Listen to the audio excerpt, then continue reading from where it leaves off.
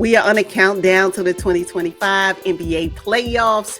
First up, the Chicago Bulls. Let's talk about the Chicago Bulls. Currently, they are a lock for the 10th spot in the East and appear to be destined for the NBA play-in tournament. Let's talk about them. What needs to occur for them to have a pretty good playoff run?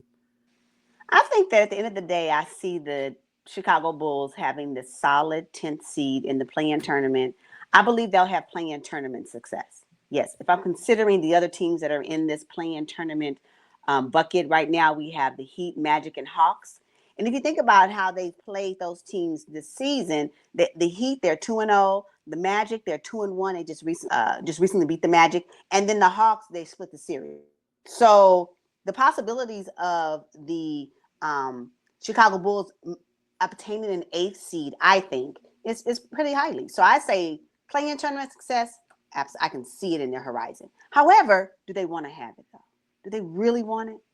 Do they really want it? Is this a season where they say, you know what, since we really have no main superstar on our roster with the recent trade of Zach LaVine, and I don't know if you'll call him a superstar, but a star nonetheless, right? Do we really want to go ahead and make that playoff run? Because I can tell you right now, play-in tournament success, playoff success, absolutely not. Oh, no, not at all. So they're up against, do we just go ahead and still work hard? We're talking about 18 games remaining as we speak. So is it really still keep that competitive edge, at least secure the 8th seed and then have a first round exit, which can potentially mess up their draft pick stock? Like, I don't know. I think they're in a strange situation where they may still want to compete, but should they really?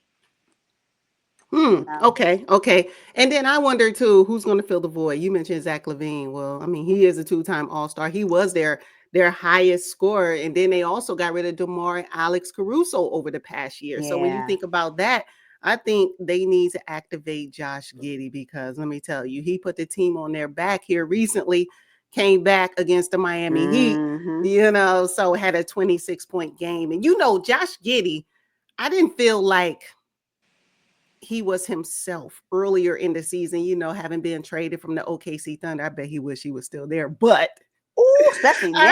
I know, right? Goodness, so now I think Josh Giddey and Kobe White, they got their little rookie Bucelis. I'm like, okay, maybe those 3 guys can help the Chicago Bulls at least get out of the play-in tournament. We know they're probably going to be 9 or 10, which is single elimination.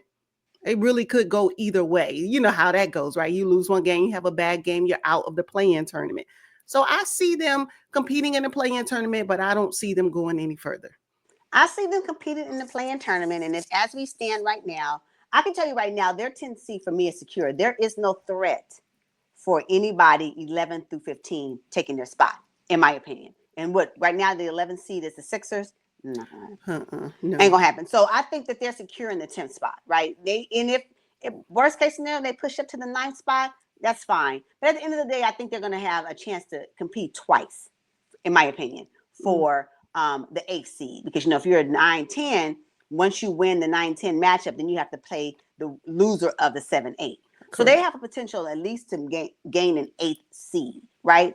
My question is, do they really want to do that?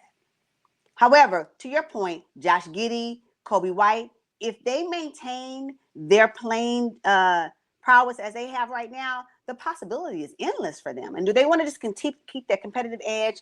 Billy Donovan still wants to kind of coach them in this competitive landscape. Maybe they should go to the playoffs round 1. Maybe they should get the experience with those 2 players, right?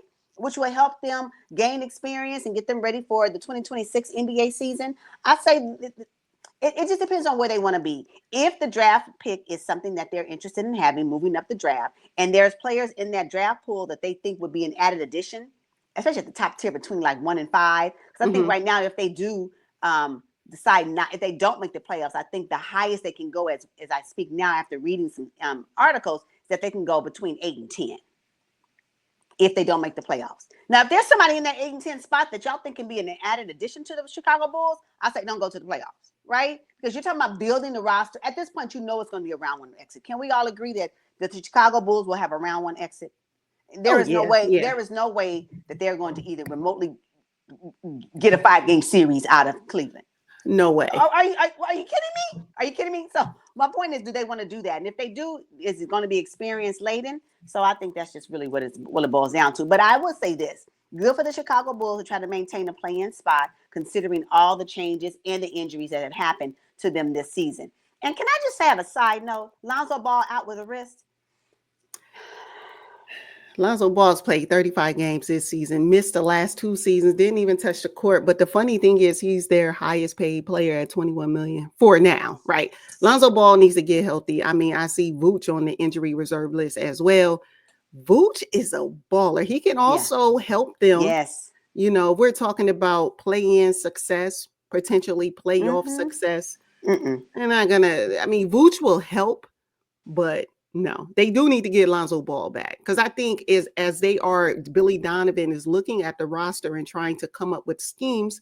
You need to have your full complement of players, and that includes Lonzo Ball. Yeah. You got to have Kobe White, Bucelis. I really like Patrick Williams is also a big body who's been on the shelf. I mean, a lot of teams have faced injuries this season, and the Chicago Bulls are no different. It happens every year, but I'm telling you, right now they're bottom 5 defensive rating in the NBA. They just set a franchise record by shooting 1,000 3-point shots, but they were only shooting 36% from 3.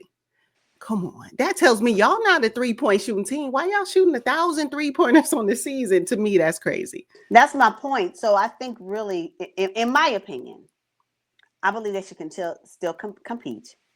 And if the highest they can get by not making the playoffs is between 8 and 10 in the draft pick, just go ahead and go to the first round.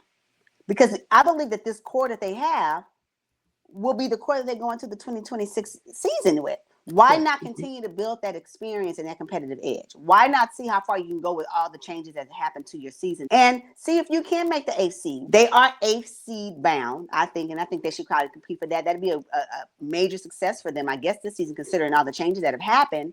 But at the end of the day, that's where the buck stops, because they are a first-round exit team. Let's just be honest about that. And if that is the case, no problem. At least they'll get some more experience. Josh Giddey is new to the Chicago Bulls roster. I don't remember when he got traded. But at the end of the day, let's continue to compete. Let's continue to get the reps in for these players, Kobe White particularly, and Josh Giddey. And let Vooch come back so he can continue to play with them. But at the end of the day, their playoff, they will not be participating. They could potentially be participating after April 19th. 4 games. Oh my God. No further. I don't even see that. Okay. You don't see it? No. You don't see them going to the playoffs? AC? Nah, the Heat, Hawks, and Orlando. Gosh, Orlando's been losing some really close games, but yeah. If anybody's gonna give them trouble, I would probably say it would be Orlando or the Hawks. So to your point, I do believe they can get out of the 9-10 matchup. I believe that. I think they can do that against the Miami Heat. Yes, I believe that.